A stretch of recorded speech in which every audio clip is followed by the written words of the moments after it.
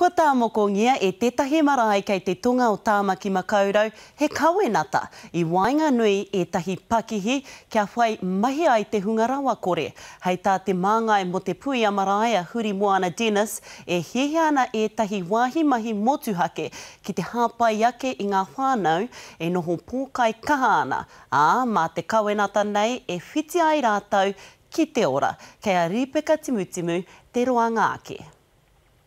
Te taia e mātau te whakapāho atu I te kanohi o tēnei wahine me tana pēpi, engari ka taia te whāki atu I tino tata ia ki te kāinga kore. So once you're kicked out, that's when you start getting real desperate and you don't know where to go to, and that's when the feeling of being homeless kicks in. Koia tētahi e noho mai nei ki te marae o te puia me te kaupapa umana ki tangata, me tana ki he homaitanga tēnei no te atua. It takes a lot of stress compared to what I was doing on my own. Coming here, you do feel that support from everyone. Like you're in a good environment as well and it's safe. He oi ka whai hua anoa aia pea I te whakaitanga I hainatia I te marae me ngā kamupene e toru. He whakakotahi te mana o mātua te Puia Memorial Marae Manaki tangata me rātou ngā private sector.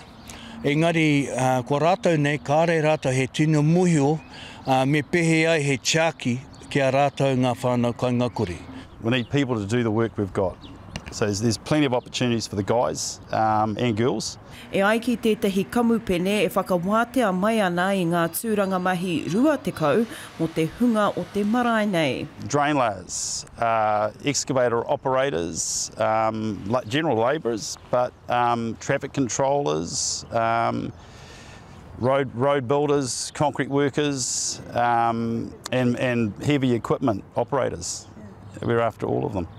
E ai kia Dennis e raru tonu ana e tahi o te hunga kāinga kore rua te kaumawha mano I te rohe nei. Ka tika ana ka heke te utu o ngā whare, e pai ake tēnā engari ke te haere tonu tātou rātou te whānau kainga kore kei konei.